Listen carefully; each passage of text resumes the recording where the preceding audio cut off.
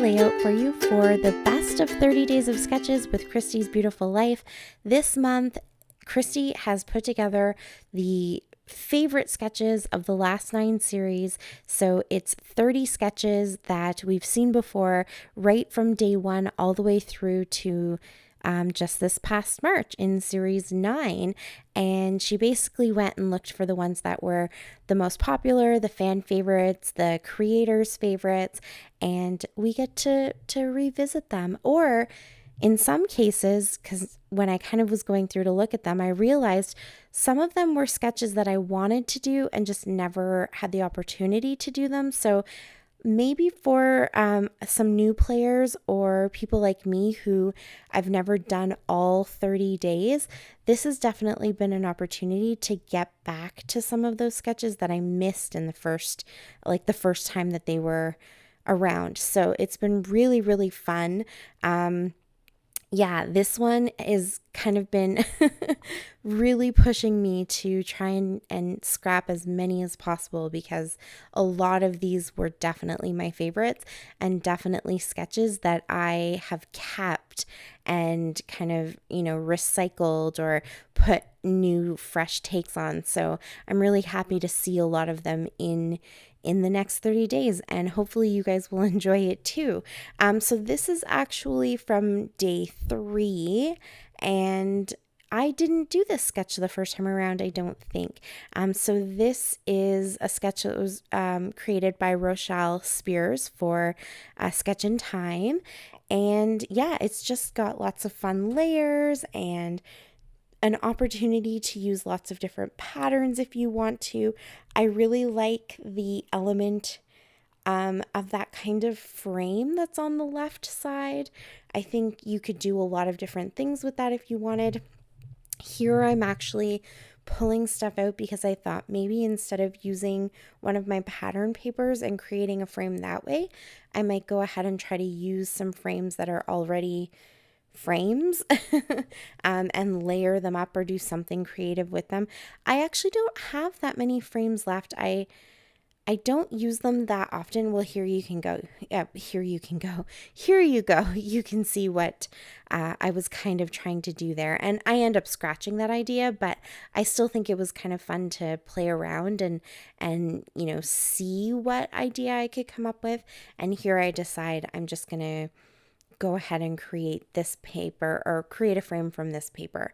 But yeah, I don't use frames all that often. So in my last big purge, I gave away pretty much any sort of non-specific frames that I had. I still have some in my little ephemera packs, like the one you saw me going through there. That's all my Paige Evans stuff because I'm using Paige Evans papers. This is the Scenic Route collection. And so, yeah, if I had them in those little embellishment packs, I've kept those ones, but any of the non-specific kind of generic frames, I didn't keep any of those. So I was kind of putting this all together. I picked out all the patterns that I liked. All of these papers come from my How to Kill a Kit with Style kit for May and June.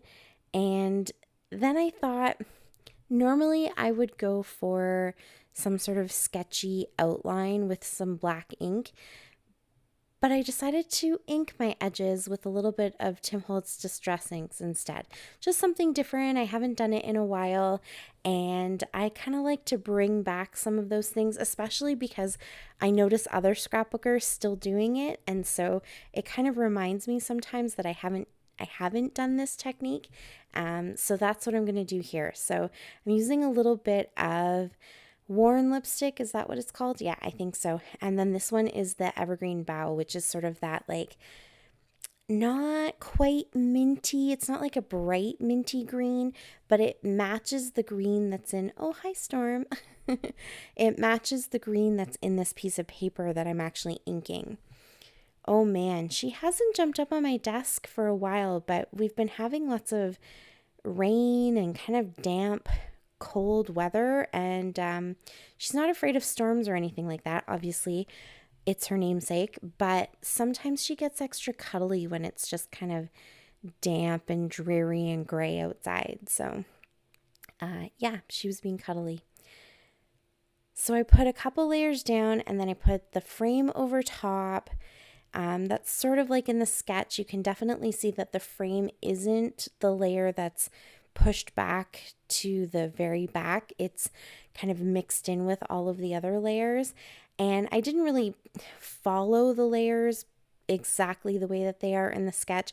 I kind of went with what the papers were telling me. So I've got lots of bright color, and then I went with that stamp paper that's a little bit more on the pinks, and then that butterfly paper is a little bit more of that minty green, and then the paper that you see right here that I'm going to put my picture right on top of is a little bit more blue. And I'm going to put a little bit of tissue paper in there. I wanted something different, a different kind of texture. But I also didn't want it sticking out too much. So you really don't see it that well. But I just wanted something other than paper, something that wasn't that paper texture. And then to keep kind of adding more and more layers, I definitely have more layers than in the sketch. I'm going to use the branding strips because they just brought in some more bold colors. So this is that kind of purpley, pinky purpley color that you see in Paige Evans collections. And then this one is yellow. So they're a little bit more solid, and they just are sort of my grounding element that frames the picture and just really makes sure that your eye is drawn to the picture. So I'll just pop those in. I actually think I moved the yellow at some point. Yeah, but you'll see that in the pictures at the end. And then I get to add the embellishments. And I don't have a ton of embellishments from this collection. This is one of the little collections that Christy sent me. So I got a bunch of the papers, and then I just got kind of a mixing or a sampling is the word I'm looking for. Just a sampling of some of the ephemera that went with it. So I don't have a ton of stuff, and it is actually a travel collection. So I feel like the papers don't really scream travel, but the ephemera does a little bit more. So I'm going to mostly use paper to add my embellishments. And there isn't that much on the sketch itself, so I definitely didn't feel like I had to try to come up with a lot of embellishment. I just wanted to have a few little different colors and shapes and stuff to break up all of those layers. So in that cut apart sheet, there were these little tags and that heart that's kind of a tie-dye heart, and then the word that says love. And then from the die cut, I have that floral piece that says wonderful, and the blue is foil. And then I actually think the bird that I put up there, it was in with the ephemera, but it came from the cut apart sheet. So I'm just going to refer back to the sketch because sometimes I forget where the embellishment goes, and I'm quite happy to kind of come up with it on my own and just go with the flow. But when a sketch is really well put together, I like the balance of it, and I like where the ephemera is supposed to go, the little clusters are, and so I will go and kind of double check and just make sure I haven't missed anything. So I just got to fuss now here. It's not exactly like the sketch. This is sort of going to be my title, I think.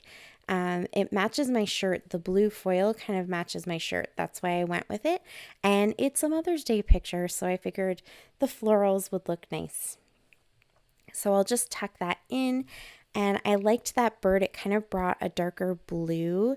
And so again, it's that grounding color that really helps to give your eye a place to kind of rest and take in all of the information.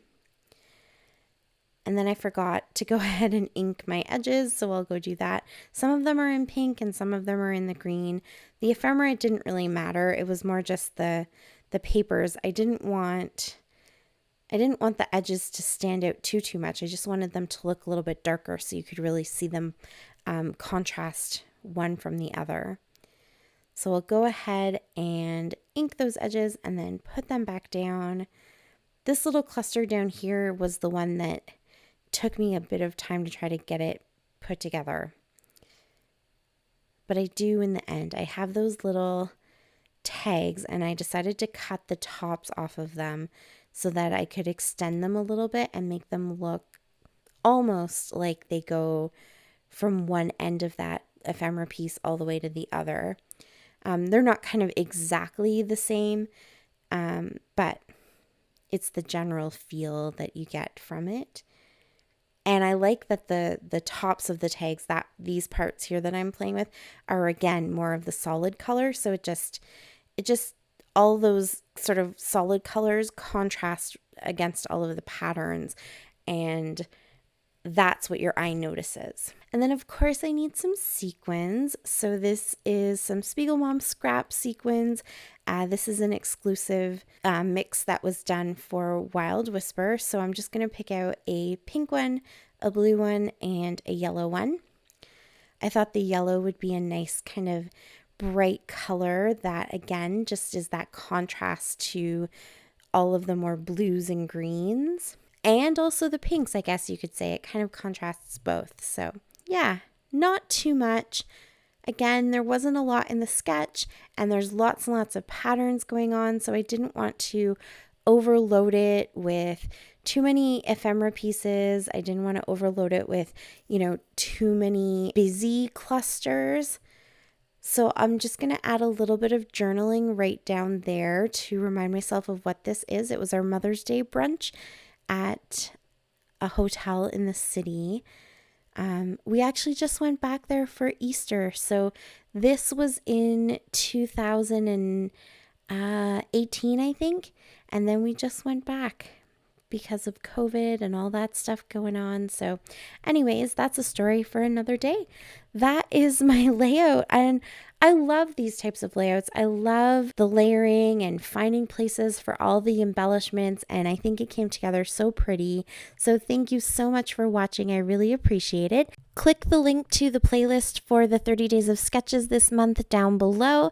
And subscribe if you haven't already. Until next time, happy scrapping. Bye.